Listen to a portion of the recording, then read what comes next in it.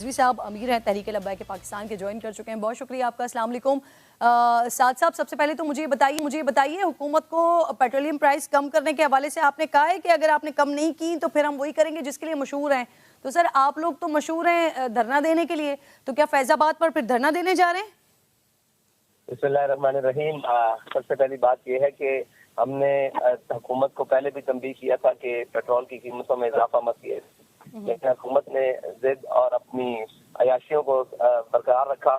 इन कौम के ऊपर एक पेट्रोल का बम, बिजली का बम और तेल गैस का बम ये सारे गिरा दिए। इसके मुकाबले में हमने हुकूमत को अल्टीमेटम दिया कि वो 72 घंटे में अपनी पुरानी कीमतें जो है पेट्रोल की 14 फरवरी वाली वो बहाल करें, वरना फिर हम एक उस कदम की तरफ जाएंगे जो कौम के हक में बहुत बेहतर होगा।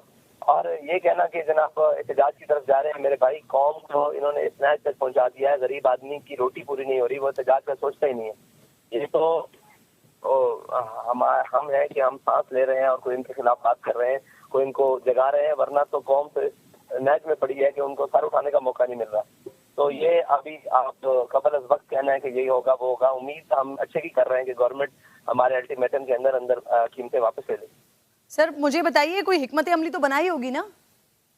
जी, हिकमत अमली मौजूद है, इंशाल्लाह वो जैसे ही हमारा अल्टीमेटम खत्म होगा उसके बाद ऐलान कर दिया जाएगा। हिकमत अमली है क्या? धरना या इस्लामाबाद की तरफ मार्च शामिल है इस हिकमत अमली में? उस हिकमत अमली में हर कुछ वो शामिल होगा जिससे हुकूमत ये कीमतें वापस लेने पर आमादा हो। अच्छा साथ साहब, हुकूमत का मौक़िफ़ है कि जो कीमतें बढ़ाई हैं ये IMF के कहने पर बढ़ाई हैं, कम कैसे कर देंगे? सब्सिडी देने के लिए तो खजाने में कुछ है ही नहीं। भाई बात ये है कि IMF के पास ये किस लिए गए हैं? कौम के लिए गए हैं या अपनी अयाशियां सलामत रखने के लिए गए हैं?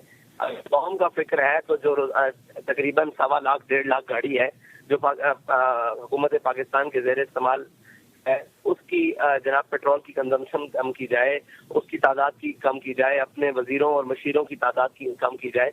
तो क्या ये हमेशा कुर्बानी का बकरा बनाने के लिए कौम ही रह गई है? जब ये IMF के पास जाएंगे इसका मतलब यह है कि कौम के कपड़े उतरने शुरू हो जाएंगे, कौम के जनाब बेड़ागर्क होना शुरू हो जाएगा, कौम महंगाई के अंदर पिसना शुरू हो जाएगी।